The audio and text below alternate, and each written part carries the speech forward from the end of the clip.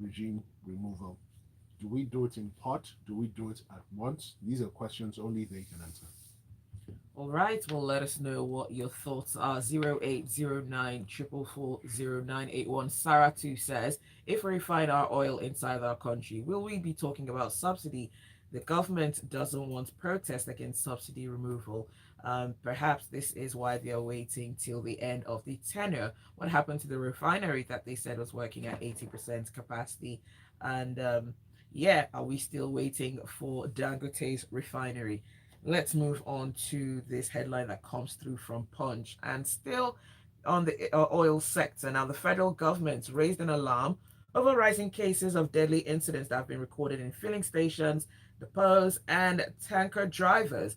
Now, according to reports, 633 people have lost their lives in operations in just under 4 years.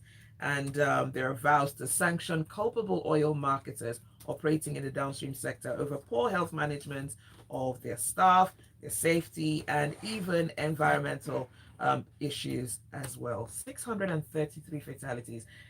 Is is there a way to avoid these occupational hazards? So for me, what I'd even say first and foremost is that that is the declared number, because it's Mm. very possible that it's much higher, but how much higher is what we really don't know. Unfortunately, around these parts, and when I mean around these parts in Nigeria, our value for life isn't very high. So what you'd find is there's not as much focus on HSC health and safety, um, prevention, and solution. In this part. So what has happened is that a lot of all these people are tend to be reactive rather than proactive in terms of preparing for and managing these HSC occurrences when they do happen. But that's really very poor, and I'm surprised that the Nigerian national, sorry, the agency now, um, the sorry, let me just quickly get the name of that agency, the midstream agency. I can't quite remember what it's called. Okay, Midstream and downstream regulatory NMDPRA. agency. It's really just pushing for sanctions now when sanctions should be something that should have been implemented ever since. Strict sanctions from as much as financial penalties to even loss of licenses. I think it's long overdue. So these are even also fatalities that occurred in either the depots or fuel stations and all of that. But we also know that in times past we've had tankers falling off bridges, for example, which is also another hazard. We've had leaking pipes, connection pipes to of those carrying fuel Mm. and all of that. So these hazards don't just even present dangers to the people who work in those industries, work in those sectors, but also the people who live around all of those areas. In times past, we've had fire incidents, that have consumed even ordinary civilians. Some who were being exploitative were trying to scoop up fuel, some who Mm. were caught in the line of the fire and all of that. So really, calling for sanctions, I'd say is something that should have been done ever since, and I'm glad that they're now focusing on that. But then there should also be a greater emphasis on training, ensuring that all of these operators, focus on training their employees to be aware of what to do. Ensure also that they, are prepared for such incidents when they do happen. They've also talked about having technical audits, occasional technical audits, which is also very important because they should ensure that all these operators have all the safety gadgets, safety requirements, their staff are knowledgeable about what to do, spot checks and things like that. So hopefully all of these things will serve as a greater deterrent to operators. All right. Dami from Ikorodu says the problem has never been the subsidy. The problem has always been the inherent corruption in the petroleum product supply chain. The removal of subsidies won't solve the problem that crude oil has been installing right from the source, and people are living fat off the inability of our local refineries to work. Ajayi says it's sickening to continue to hear of the astronomical increase in the price of petrol if subsidies are removed. The truth of the matter is that the government is unwilling to stop the massive fraud in the petroleum sector. And Shegun says, thankfully, all major presidential candidates said they would remove fuel subsidies on assumption of office, so we shouldn't expect much protest when it's taken out, except by mischievous groups or people if the pricing is sensible and refineries working. Okay, from a Daily Trust now, newly elected governors listed their areas of priority as they received their certificates of return. Some pledged to focus on insecurity, others poverty and unemployment, and some others still went on to list transparency and accountability in governance as key areas. Now, as you know, the APC has won 15 states, I believe, and the PDP 9, Labour Party, and the NNPP 1 party each. Okay, so thank you, One Zibby. state each, I beg your pardon. Okay, thank you, Zibby. And there's really not much to look at here. The newly elected governors and the returned governors have collected the certificates of return, and as expected, they've made the usual promises of what they intend to do and when they want to do it. Now, this is nothing new. We've been witnessing these promises since 2003, or even since 1999, and I dare say that there has been a marked difference between what was promised at the start of 10 years and what was delivered at the end of those 10 years. And 2023 is no different.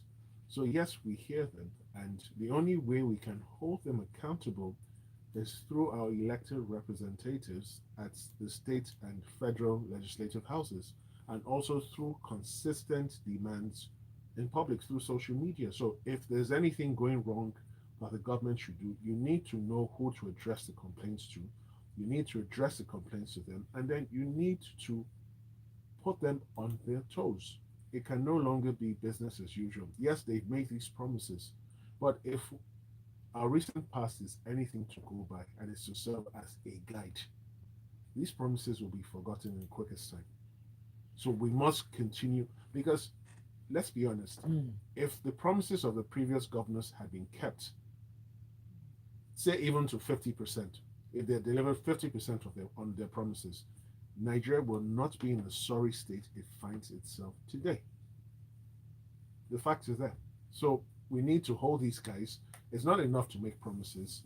You must deliver on at least some of those promises. All right, let's look at some messages coming through. Olumide from Lekki says, I expect petrol to be from 700 to 1,000 naira per litre once subsidies removed as things stand. From a manufacturing point of view, on a per litre basis, petrol costs more to refine than diesel. I expect it to cost more than diesel, which is completely desubsidized. Now, other factors come into play, so it might cost less, but on a purely refining level, petrol costs more. I won't factor in Nigerian petrol production as it's not happening today. It says, why can't the federal government wait for the much waited for Dangote refinery and the Port Harcourt refinery to start operations before it starts thinking of subsidy removal? It also means that the current administration knows the masses will suffer for the removal, and this is why it's being pushed to the next administration. All right. And Conrad says, what has happened to the automatic call-up system of fuel trucks to depots, which was put in place so trucks are stationed at truck parks and not on the bridges, as experienced regularly on the Funshaw Williams Road to Echo Bridge stretch? It's unproductive, the traffic chaos this is causing, and the weight of stationary trucks on the bridge is dangerous. Let's take a quick break. We'll continue the conversation on the other side. This is Freshly Pressed on Smooth 98.1. Stay with us. 98.1. The Smooth Breakfast Show. You have a dream? Bring it to Lagos. Smooth.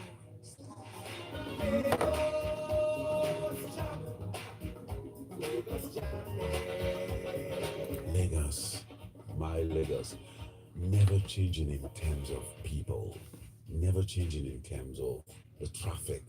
Even though the buildings have changed, even though things have changed from the old to the new, Zibby, a city that never my friends sleeps, are a city that has it all in Can one. Mr. C kindly Lagos, educate the us on why there heartbeat is always of an increase Africa. in the price of What's your fuel in dream? countries like Bring the it to US Lagos. and those Chances in are Europe, despite you having may actualize your refineries that are dream. My working name is Shegun optimally? Arile. My Lagos. This era of all talk and no action should stop. Work in silence. Let's see your work. Music is life, and life is music. Here on Smooth 98.1. I go by the name Santa. Don't touch that dial.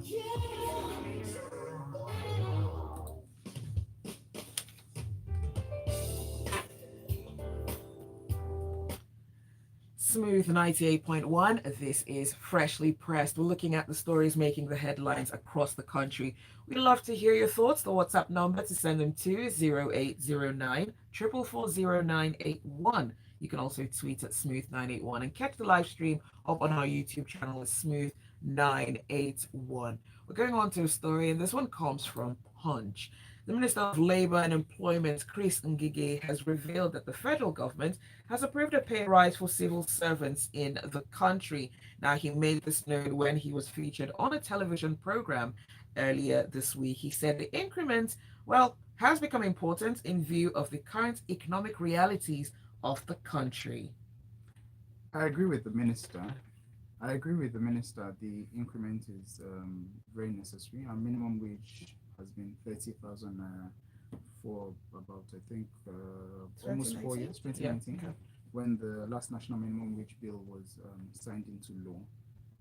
And compared with how inflation has risen the last 4 years, it's obviously very, very necessary. But I have a few challenges. So when that national minimum wage bill was signed into law 4 years ago, a lot of states, so typically when the national minimum wage bill is signed into law, the states will also be expected to domesticate the law and fashion out their own minimum wage bill based on the national minimum wage bill. And as at that time, a lot of states complained that they couldn't pay the 30,000 naira per month. It's interesting to know that as of January last year, there were about 6 or 7 states that hadn't even started paying the minimum wage bill: Zamfara, Taraba, Benue, Kogi, Cross River, Abia, and Imo.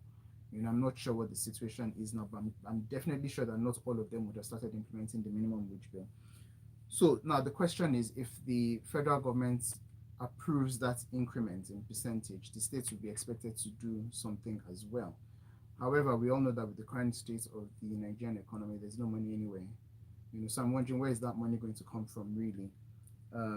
And it's also instructive to note that this salary increment will be retroactive from the 1st of January this year. So this is March. That's already 3 months arrears that will be paid. So of the bills presented has been the National Water Resources Bill, and it's gone through some form of metamorphosis, and it's come out with a lot of opposition from state governments, groups, and individuals. Really, the NLC has rejected the bill and says that it's something that must be thrown away in its entirety. Mr. C. Okay, thank you, Zibby. So this proposed bill has been one that has generated a lot of controversy from Nigerians over the past, say, 3-4 years. Now, in all its iterations, there's been some doubt as to the sincerity or the true motives of the government in proposing this bill. Now, there is a fear, maybe unfounded, maybe not, that there are ulterior motives towards in support of passing this bill. Now, some of the states say that, why do you want to federalize water? That water should be left to each state to manage as it sees fit.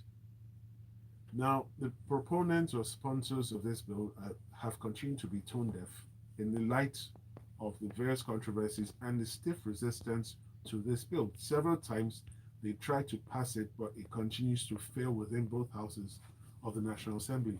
Now, what the proponents of this bill need to do is they need to educate Nigerians. What are the benefits, if any, of this bill? They also need to be honest enough and sincere enough to point out the cons of this bill. Now, there is a fear that this bill may be used to change the dynamics of certain states. And so I do recall that the outgoing governor of Benue State, for example, was rigorously opposed to this bill and said it shouldn't pass. And he apparently spoke to the representatives at both Senate and the Federal House of Representatives in Benue to vote against it. So here we are. What is the problem with the existing water management system in Nigeria? That has never been clearly identified for the benefit of the public. Now, it's when we know what the existing issues are and what the proposed solutions and what this bill is coming to solve, then we'll then have a clearer idea of whether we're in support or in opposition. And this is something the incoming administration would also have to seriously consider. because while some policies are good, if the effect of a policy will cause unrest and further widen the trust deficit between the government and the people, it may then be advisable, it may then be prudent not to pursue this bill. Gbubemi says Nigerians need to know that Dangote won't be paid in naira as the value chain is dollarized. No business will be paid in local currency when its other cost elements are in dollars. But will Dangote make cost and access to PMS better? Yes, like Mr. C said, there is a significant reduction in the cost of logistics. Ian says the pay rise is a good thing, but the timing is suspicious. I think Chris Ngige is trying to be the good guy and putting the incoming government in more hot water ahead of time. And how come he didn't say by the percentage? And why is it just happening after many years? I'd say better now than never, though. And Idima Puza says Nigerians would only benefit from removal of fuel subsidies only if the refineries start working properly. But would corruption allow them to work? From Daily Trust, the federal government, in collaboration with the International Organization for Migration, evacuated 151 stranded Nigerians from Benghazi in Libya. The government has resumed this evacuation, this voluntary evacuation from the African nation. Now, in 2002, the IOM had, in conjunction with the Nigerian mission, successfully repatriated almost 4,000 Nigerians who are irregular migrants. Okay, so this has been going on for a while. So Libya, has been in turmoil for many years ever since international forces removed Muammar Gaddafi, its leader, and there've been all sorts of. In fact, it's descended into the abyss, so to speak. So it's really crime, terrorism, and all of that. But then it also offers a route towards Europe for those who are looking to migrate illegally to Europe. So a lot of Nigerians have exploited that route and have found themselves in Libya and unable to leave for various reasons. Maybe the people who they are trusted to facilitate their exits had duped them, or they gotten caught, or all of that. So there are quite a number of people who have been stranded in Libya. So the federal government has been evacuating people who have indicated interest in leaving. I remember, was it sometime early last year or the year before, where it seemed like a huge crisis and a lot of people really had to come back. So this is sort of like an offshoot of that as well. So it's quite commendable for people to leave that place. It's not really as the way it is now. A lot of countries issue travel advisories about going to Libya or even transiting through Libya. So it's really not the best of times now to be in Libya. So for all those who have been able to come back, it's quite commendable that the federal government has helped them to facilitate their leaving. All right. And we have just a couple of minutes to go, and let's see if we can go through this one. But it comes from Punch. Now, some commercial bus drivers plying the Lagos-Abeokuta Expressway yesterday embarked on a protest against the alleged extortion by transport union workers at the toll gate end of the expressway. Okay, so very quickly, this is nothing new. It's the latest in a long series of episodes where bus drivers complain of criminal extortion from transport union workers, and then the state government looks the other way, the police looks the other way, and they're left with their fate. And I really feel sorry for these bus drivers because in some cases they part with as much as 10,000 to 15,000 naira daily per driver. Now, is it any wonder why bus fares never come down? And then the people who brazenly and openly collect these monies, what is done to them? What is done about them? Absolutely nothing. So I'm truly sorry for all of them, but this is not going to end anytime soon, and they just have to make the best. They just have to make lemonade with the lemons being thrown at them. Lekon says in the past the way the government subsidized was to subsidize the crude supplied for refining, so NNPC can supply crude to Dangote, thus reducing cost of the refined product. No, in fact, let me quickly jump on that. The NNPC Limited has taken a 20% stake in Dangote plant, and they've also signed an agreement for 20 years to supply it with crude. And this one is coming from the live stream. It says, how do we hold political appointees responsible in a country like ours? Mr. C, please help us understand this. Enlightenment is required to move this country forward. That's all the time that we have this morning for Freshly Pressed. But thank you for listening. Thanks for your messages. And thanks to my analysts, Gbubemi and Mr. C. Thank you for having us. Do stay with us. There's a lot more to come on the Smooth Breakfast. The headlines, the story.